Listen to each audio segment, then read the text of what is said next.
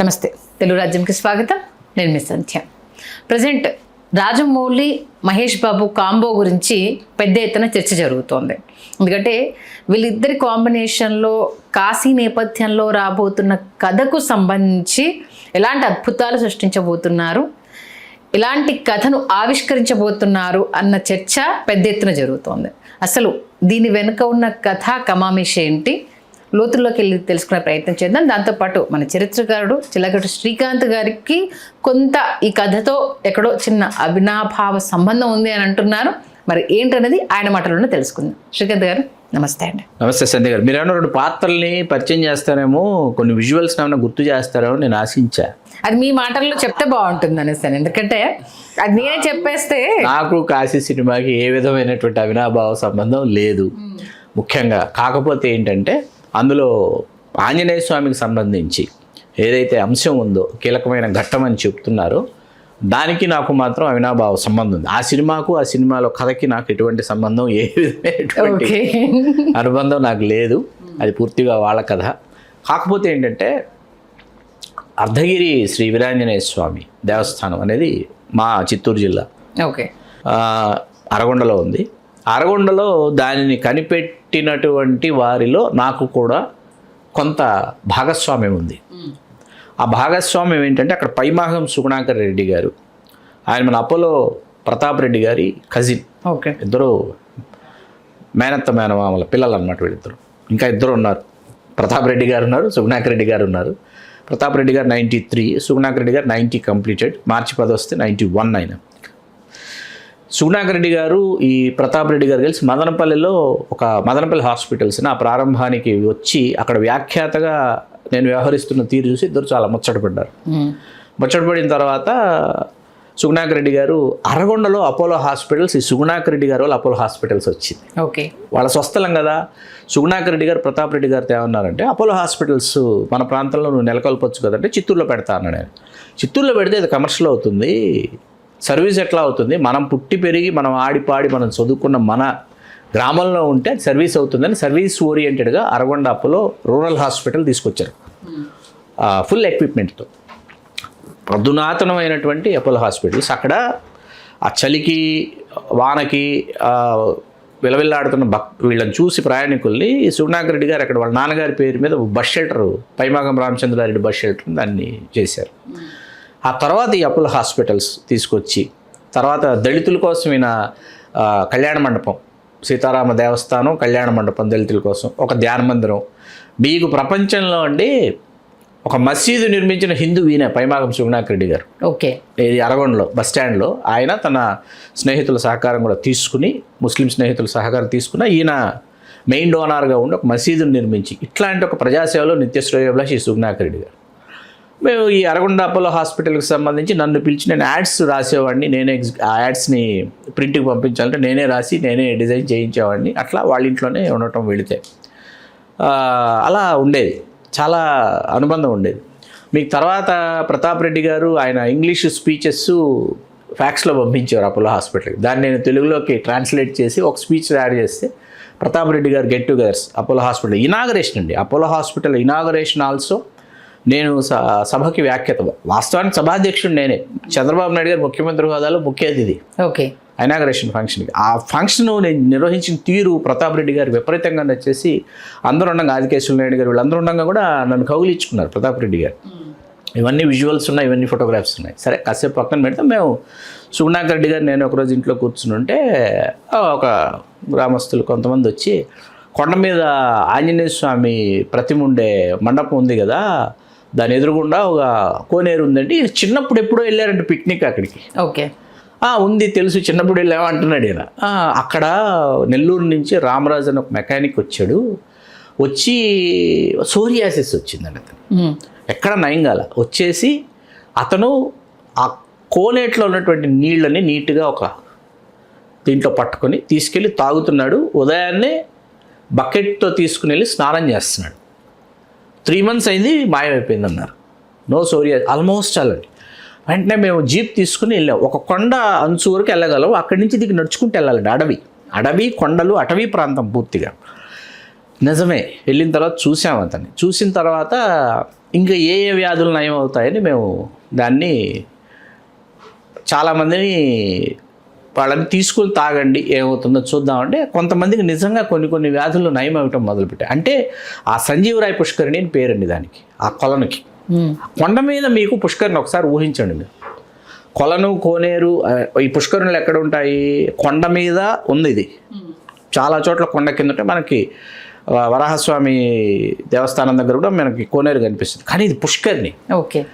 ఈ నీరు ఏంటంటే వేసవి వచ్చినా ఏమొచ్చినా ఎన్ని ఎండలున్నా ఎటువంటి సమయంలో అయినా ఇంకిపోదు. ఓకే. ఇప్పటికీ ఇంకిపోదు. అప్పుడు స్థల పురాణం ఏంటంటే స్థల పురాణాన్ని పరిశోధించినప్పుడు ఏంటంటే ఆంజనేయ స్వామి ఆ త్రేతాయుగంలో ఆయన పర్వతం సంజీవని ఏదైతే ఉందో తీసుకుని వస్తూ లక్ష్మణుడు ఇక్కడ మోర్చిపోయాడు యుద్ధంలో. లక్ష్మణుడిని మళ్ళీ జీవింపజేయాలంటే ఆ సంజీవని మూలిక కావాలి. ఆ మూలిక ఏదో కనుగొనలేక ఆ పర్వతాన్ని పెకిలించి, ఆ సంజీవని పర్వతాన్ని పెకిలించి తీసుకుని వస్తుండగా ఒక ముక్క విరిగి పడిపోయింది. అదే అర్ధగిరి, అదే అరగొండ అని స్థల పురాణం తెలిసింది మాకు. ఓకే. తెలిసిన తర్వాత చాలా ఆశ్చర్యానికి లోనయ్యాం. అంటే మనం దాని మీద ఉన్నామా అన్న ఒక అనుభూతి. అక్కడ మీకు హరోహర స్వామి అని ఒక అవధూత అంత క్రితం ఉండేవారట. ఆయన చాలామంది వ్యాధుల్ని ఆయన నయం చేసేవాడంట. పుండ్లు, రసి ఏదున్నా ఏమన్నా ఇడ్లీలో దాన్ని నంచుకొని తింటే ఆ పుండ్లు, రసి ఎంత పెద్ద పుండు అయినా మంచేసేవాడంట. ఆయన సమాధి ఎక్కడైతే ఉందో ఆ సమాధి దగ్గర నుంచి మనం పైకి వెళ్తాం. మేము ఆ తర్వాత చాలా పక్కగా రోడ్లన్నీ వేయించాం. చాలామంది దాతల సహకారం. సుగుణాకర్ రెడ్డి గారు మెయిన్. ఆఫ్టర్ సుగుణాకర్ రెడ్డి గారి యొక్క మంచితనం కావచ్చు, ఆయన పెట్టినటువంటి దానికోసం చేసినటువంటి కృషి కావచ్చు, దాన్ని మేము పబ్లిసిటీ చేసిన విధానం కావచ్చు, అన్నీ ఏమి ఆశించకుండా చేసాం. ఓకే. ఆ చేసిన దానికి చాలామంది దాతలు వచ్చారు. తర్వాత అక్కడ చాలా ఆశ్చర్యం వేసింది మాకు. వేసిన తర్వాత ఏంటంటే చూసాం, చోళరాజుల కాలంలో ఆంజనేయ స్వామిని ప్రతిష్ఠించారు లోపల. దీన్ని మనం అభివృద్ధి చేయాలి అని చెప్పి అక్కడి నుంచి పాంప్లెట్లు వేయటం, వాల్ పోస్టర్లు వేయటం. ప్రతి పౌర్ణమికి భక్తాదులు పోటెత్తుతారు ప్రతి నెల. ఆ పౌర్ణమికి ఏంటంటే భక్తాదులు వచ్చినప్పుడు వేల సంఖ్యలో, వందలు కాదు, మేము ప్రచారం చేసిన తీరుకు వందలు కాదు వేల సంఖ్యలో వచ్చేస్తున్నారు. ఓకే. చాలా కట్టడిగా ఆ నీరు ఎలా తీసుకోవాలి ఆ పుష్కరంలో నుంచి ఆ కొళాయిలు వేయించి చాలా జాగ్రత్తగా. కలాల రంగనాథన్ గారిని ఆయన ద్వారా కరెంట్ వచ్చింది. ఆయన ఉన్నారు ట్రాన్స్కో, ఆయన ద్వారా కరెంట్ వచ్చింది కొండ మీదకి. ఇట్లా స్టెప్ బై స్టెప్. ఒకరు వచ్చేసి మేము కమ్యూనిటీ హాల్ బిల్డ్ చేస్తాం, ఇంకొకరు వచ్చేసి వినాయకుడి గుడి సుగుణాకర్ రెడ్డి గారి కూతురు అల్లుడు వాళ్ళు చేశారు. అట్లాగా తర్వాత వచ్చేసి శివాలయం ఒకటి పైన శిఖరం మీద, ఇక్కడి నుంచి మళ్ళీ శిఖరం ఉంటుంది, నడుచుకుంటూ వెళ్ళాలి మెట్లకి. అక్కడ మళ్ళీ అయ్యప్ప స్వామిని ప్రతిష్ఠించాం. ఇట్లా ప్రతిష్ఠించుకుంటూ వచ్చాం అన్నమాట చాలామంది దేవతామూర్తుల్ని. ఇది బాగా వేల మంది వచ్చేస్తుంటే ప్రతి పౌర్ణమికి ఏం చేశామంటే సాంస్కృతిక కార్యక్రమాలు పూర్తిగా భక్తిరస ప్రధానంగా ఉండాలి. హరికథ కళలో ఎవరు నిష్ణాతులు, అట్లాగే పీఠాధిపతులు, మఠాధిపతులు, స్వాములు, చాలా ఒక జెన్యూన్ స్పిరిచువల్ పాత్ అన్నమాట. ఇక్కడ వేరే ఏ విధమైనటువంటి పటాటోపాలకి భేషజాలకి తావులేదు. వచ్చినటువంటి అట్లాగే అన్ని రంగాల నుంచి ప్రముఖులను ఆ పౌర్ణమికి ఆహ్వానించేటటువంటి అందరికీ అద్భుతమైన మధ్యాహ్నం సుగుణాకర్ రెడ్డి గారి ఇంట్లో భోజనాలు ఏర్పాటు చేసాము. రాత్రికి మళ్ళీ భోజనాలు ఏర్పాటు చేసేటటువంటి. దీనివల్ల అక్కడికి అప్పటిదాకా లేని లాడ్జ్లు వచ్చాయన్నమాట. నో లాడ్జెస్ అటు అర్ధగిరి, అరగొండ అట్లాంటిది ఇప్పుడు ఆ తర్వాతే లాడ్జెస్ వచ్చాయి. విక్రమ్ లాడ్జ్ ఇవన్నీ వచ్చాయి తర్వాత. అలా దీనిని మేము అభివృద్ధి చేసుకుంటూ వెళ్ళాం. చిరంజీవి గారిని ఒక దశలో ఆహ్వానించాలని చాలా ప్రయత్నించాం, కానీ చిరంజీవి గారికి అప్పుడున్న హెక్టిక్ షెడ్యూల్స్ వల్ల చిరంజీవి గారు రాలేకపోయారు. ఓకే. ఆ తర్వాత చిరంజీవి గారు ప్రతాప్ రెడ్డి గారి కుటుంబంతో బంధుత్వం, వాళ్ళు అప్పుడు ఉపాసన గారు రామచరణ్ గారి అర్ధంగా అయిన తర్వాత చిరంజీవి గారు కుటుంబ సమేతంగా అక్కడికి ఒకసారి విచ్చేయటం జరిగింది. ఇది ఈ పూర్వరంగం. ఎందుకు ఈ విషయాలు నేను పంచుకున్నానంటే, అర్ధగిరికి కాశీ టీం వెళ్ళి అర్ధగిరికి సంబంధించినటువంటి పరిశోధనలన్నీ చేసి రాజమౌళి గారి టీము దీనిని ఈ కథలో, ఇప్పుడు కాశీ కథలో అర్ధగిరికి సంబంధించినటువంటి అంశాలు చొప్పించారు అన్న విషయం అయితే తెలిసింది మనకు. నేను చాలా సంతోషిస్తున్నాను. అదే నిజమైతే నేను చాలా సంతోషిస్తాను. ఎందుకంటే ఖచ్చితంగా వ్యక్తి విశ్వాసం కొండలను కదిలిస్తుంది అంటారు. ఎందుకంటే మనం ఆయా స్థలాలు, ఆయా పుణ్యక్షేత్రాలలో కొన్ని విశ్వాసాల్ని మనం నిరూపించలేం. అక్కడ వాటిని మనం స్వయంగా అనుభూతి చెందడం తప్ప, అవి అనుభవైక వేద్యం కావాలి తప్ప, వాటిని మనం విశదీకరించి చెప్పిన అవతల వాళ్ళకి అనుభూతి అందకపోయినా తెలియకపోయినా మనం దానిని ఏ విధంగానూ మనం దాన్ని వాళ్ళకి నిర్వచించి చెప్పలేం. కాబట్టి అక్కడికి వెళ్ళి అనుభూతి చెందాలి. చాలామందిని, ఎంతోమంది భక్తాదులు నేను అక్కడికి పంపించాను. అందరూ కూడా చాలా ఆనందానుభూతికి లోనై వచ్చారు. అలా కాశీ కథ ఇదే అయి ఉండొచ్చు ఖచ్చితంగా. ఇదొక, ఎందుకంటే రామరావణ సంగ్రామం చూపిస్తున్నారు విజువల్స్లో, అట్లాగే ఆంజనేయ స్వామిని చూపిస్తున్నారు. రామరావణ సంగ్రామంలో ఖచ్చితంగా లక్ష్మణుడు మూర్చిపోయేటటువంటి ఘట్టం ఉంటుంది. ఆ ఘట్టానికి సంబంధించి ఆంజనేయ స్వామి ఖచ్చితంగా సంజీవని పర్వతం తీసుకురావాలి సంజీవని మూలిక కోసం. ఆ మూలిక కోసం పెడతాడు, ఆయన దాన్ని కనుగొనలేడు, దాంతో పర్వతాన్ని పెకిలించి తీసుకొస్తాడు. ఆ తీసుకొస్తుండగా విరిగిపడినటువంటి ఒక మొక్కే మా అర్ధగిరి.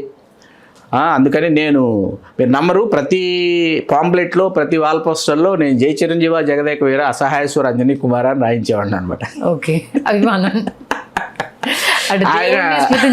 ఉంటుంది, ఇది అభిమానాన్ని చాటుకున్నట్టు ఉంటుందని చెప్పి అవి ఇంకా ఇప్పటికే క్షేత్రంలో కనిపిస్తాయి.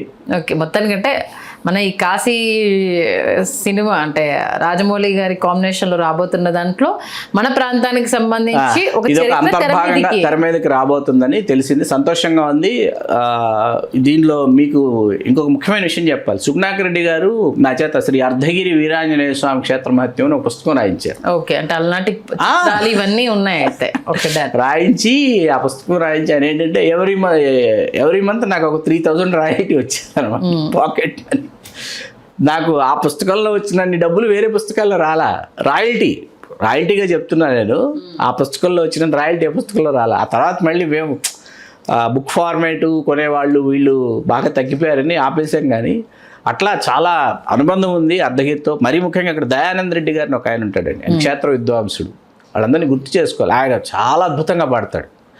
ఆయన వరం అనమాట అక్కడ ఉండటం. ఆయన వారు ఇంకా ఉన్నారు. నేను వీళ్ళందరినీ 2019 అప్పుడే వెళ్ళి చూశాను. మధ్యలో మళ్ళీ ఒకసారి వెళ్ళాను, 2024లో వెళ్ళాను. చాలామంది అంటే ఎవరి పనుల్లో వాళ్ళు ఉన్నారు. మామూలుగా నేను మా మిస్సెస్ పాపతో కలిసి గుడికి వెళ్ళి అందరూ చాలామందికి వాళ్ళకు ఉపాధి ఉద్యోగాలు కల్పించినటువంటి వాళ్ళలో మనము ఉన్నాము. సుగుణాకర్ రెడ్డి గారికి చెప్పి అందరూ పాత బంధువులే. చాలా సంతోషం వేసింది. అట్లాంటిది ఆ కథ ఇప్పుడు తెర మీదకి వస్తుందంటే చాలా ఉద్వేగంగా ఎదురు చూస్తున్నాను అనమాట. అంటే మాకైతే అప్పటి క్షేత్రం ఎలా ఉంది, ఎలా ఎదిగింది అన్నది మాకు ఈ విషయం ద్వారా అయితే ప్రేక్షకులు చూపించబోతున్నారు. అక్కడ అది చాలా అద్భుతమైన నేల అండి. ఆ నేల రేగడి నేల ఏంటంటే, సంజయ్ గారు మీరు నమ్మరు, బెల్లం బంగారు వర్ణంలో ఉంటుందండి. బంగారు వర్ణంలో బెల్లం కాస్తారు. అవుట్పుట్ గోల్డ్ కలర్లో ఉంటుంది బెల్లం. మీకు అక్కడే ఆ సాయిల్లోనే దొరుకుతుంది మీకు ఆ బెల్లం. అది ఆయుర్వేదానికి సంబంధించి అది ఎక్స్పోర్ట్ అవుతుంది. బెల్లం మామిడి ఈ రెండు, అంటే చెరకు మామిడి, ఈ రెండు ప్రధానమైనటువంటి పంటలు అనమాట. అతిథి మర్యాదలకైతే లోటు ఉండదు అసలు అన్బిలీవబుల్ అతిథి మర్యాదలకైతే. ఓకే, అసలు మామూలుగా కాదనమాట. ఇంకా అంత బాగా చూసుకుంటారు ఎవరైనా సరే, ఎవరింటికి వెళ్ళినా. అంటే పక్కా పూర్తి స్థాయి ఒక సంపన్న గ్రామీణ వాతావరణంలో ఉన్నటువంటి పరిస్థితులు అక్కడ ఉన్నాయన్నమాట.